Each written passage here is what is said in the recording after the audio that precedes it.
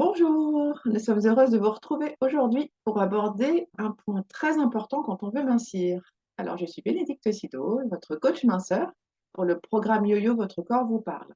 C'est un programme pluridisciplinaire pour vous libérer des kilos émotionnels qui pèsent à la fois sur votre personne et sur votre vie. Bonjour, je suis Odile Monnier. Je suis votre thérapeute pour ce programme. Heureuse d'être ici ce matin avec vous. Quand on se sent mal dans son corps et que l'on n'en peut plus, on se précipite, tête la première, tête baissée, dans un régime bien strict et bien constant pour fondre comme neige au soleil. Mais c'est une très mauvaise idée et nous allons voir ensemble pourquoi aujourd'hui. Absolument, on en a toute tendance à profiter de la vague de motivation pour surfer dessus et pour se dire, allez, j'y vais. Et en fait, c'est pas une bonne idée. Pourquoi? Parce qu'il faut préparer son investissement avant de se lancer pour mettre toutes les chances de son côté. Tout d'abord, quand on se donne un objectif, il faut se donner les moyens de l'atteindre. Et ça, c'est l'un des champs de compétences, Bénédicte. Absolument. Dès le départ, il faut être au clair avec son objectif. Combien est-ce que je veux peser? Pour quand est-ce que je veux avoir atteint ce poids? Et pour ça, mon objectif, on dit qu'il doit être SMART. Alors, ça me permet en fait de savoir où je vais, comment j'y vais.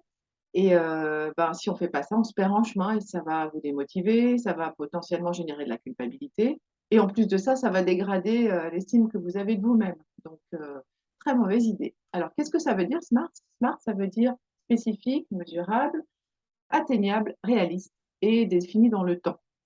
Alors, si je vous donne un exemple concret, vous voulez éliminer 10 kilos pour le mariage de votre neveu qui a lieu dans 10 mois.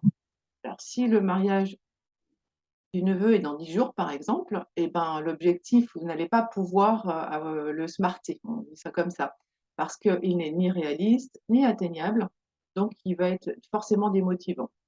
Et à contrario, si le mariage est dans 5 ans, il n'est pas smart non plus, parce que s'il est atteignable parce que c'est dans 5 ans, il n'est pas réaliste parce que vous allez être complètement démotivé, parce qu'il est beaucoup trop loin. Donc, pour pouvoir se fixer un objectif motivant, il faut, par exemple, être beaucoup plus réaliste, comme perdre 2 kilos par mois.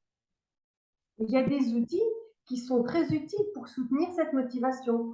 Des outils sur lesquels on s'appuie tous les jours, que l'on consulte tous les jours. Par exemple, les tableaux de visualisation, les carnets de bord, les mantras. Par exemple, un tableau de visualisation, c'est une composition que vous allez créer en collant des photos qui pourront illustrer un bénéfice. Par exemple, quand j'aurai atteint mon objectif de poids, je reprendrai la danse.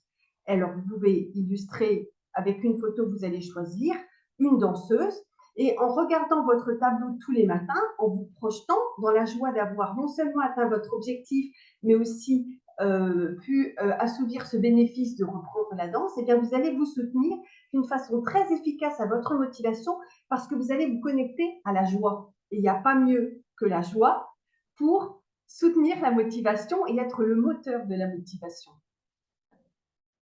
C'est vrai. Et ce qui est bien aussi pour compléter ça, c'est de remplir aussi un carnet de bord. C'est très complémentaire. On va noter sur son carnet son objectif, on va noter ses avancées, ses progrès, évidemment. Et en se reportant à quelques pages en arrière, parce qu'on sait bien de faire un point aussi quand on fait un carnet de bord, on prend conscience de beaucoup de choses. Et là, on évalue ses progrès, on voit là où ça n'a pas forcément marché. Et grâce à ça, c'est très motivant et ça permet vraiment d'être très juste dans ses avancées. Et puis, on peut aussi associer à cela les mantras dont je vous parlais, qui sont des petites phrases que en Inde, on se répète pour se connecter à des énergies, pour se connecter à des objectifs. Eh bien, vous pouvez faire la même chose. Par exemple, vous pouvez vous créer votre mantra, je mérite d'être fier de mon corps, ou je m'aime et je prends soin de moi, vous voyez. Et en vous les répétant le matin, en faisant votre toilette, eh bien, ça aussi, ça va vous porter et cela va vous aider à vous donner les moyens de mincir d'une façon efficace et durable. Et d'ailleurs, il y a pas mal de personnes qui échouent. Et pourquoi elles échouent? Parce qu'elles ne se donnent pas les moyens. En fait, elles croient qu'en se mettant au régime ou en se précipitant à la salle de gym, ce sera suffisant. Mais il n'y a pas que la préparation mentale qui compte finalement. Et oui, absolument. Quand on se lance tête baissée dans un amincissement, on ne prend pas le temps de vérifier si notre corps est en mesure de se mettre au service de notre amincissement. Si ça n'est pas le cas, eh bien, vous faites des efforts, mais en même temps, votre corps sabote tous ces efforts et toute l'énergie que vous mettez. Quand vous voulez grimper l'Everest, par exemple, vous n'y allez pas en tongs et sans préparation physique. Eh bien, votre amincissement, c'est pareil, mais vous n'avez même pas de Sherpa, donc c'est pas mal. De nombreux blocages, déséquilibres, carences peuvent réduire à néant tous vos efforts. Et donc, créer de la démotivation, créer de la culpabilité de ne pas pouvoir y arriver et perdre encore un peu plus le peu d'estime de vous-même qui vous reste.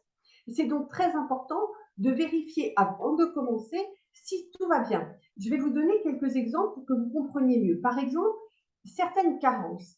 Le magnésium aide à assimiler les lipides, les graisses.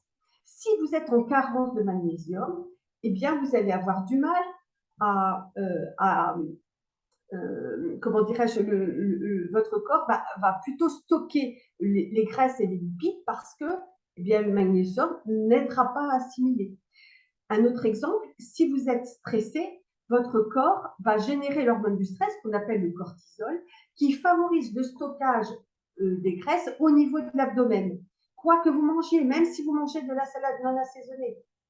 Et en troisième exemple, votre flore intestinale, si elle est déséquilibrée ou si vous souffrez de candidose, c'est-à-dire si votre flore intestinale souffre du développement de la candida albicans, qui est une bactérie, comme c'est le cas pour 70% de la population, hein. Si c'est votre cas, vous n'êtes pas toute seule.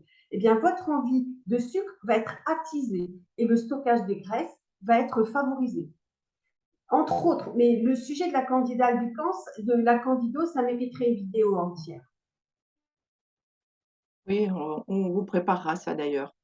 Et si je reviens sur les envies de sucre dont tu viens de parler, en fait, avant de se lancer dans votre objectif, pensez à une chose importante, c'est à préparer vos placards et votre frigo. C'est vraiment incontournable pour éviter les tentations. Et oui, parce qu'à certains moments, quand on est un peu fatigué, il est vrai que les clins d'œil du chocolat sont difficilement résistibles. Et cette préparation, cette anticipation sont absolument nécessaires, mais pas suffisantes si vous souhaitez rester mince sur le long terme. Il est nécessaire toute la partie émotionnelle qui sous-tend vos pulsions alimentaires, qui sous-tend votre prise de poids, a besoin d'être prise en charge d'une façon complète et pluridisciplinaire. C'est la cause profonde de vos kilos en trop euh, qui est en jeu. Et il faut vraiment la prendre en charge d'une façon complète pour que vous puissiez mincir et mincir pour de bon. Et puis, non seulement vous allez atteindre votre poids de forme, mais en plus, le fait de vous libérer de la cause profonde émotionnelle de vos kilos va vous permettre de renaître à vous-même, de vivre la vie que vous choisissez en étant libéré de vos complexes et en étant libéré de vos peurs. Elle n'est pas belle, la vie? Ok, ben maintenant c'est à vous. Alors racontez-nous dans les commentaires comment ça se passe pour vous, comment ça s'est passé pour vous également, si vous avez déjà tenté des régimes.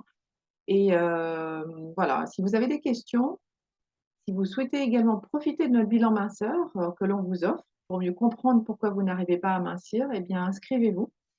Vous pouvez le faire en cliquant sur le lien qui est dans la description sous la vidéo.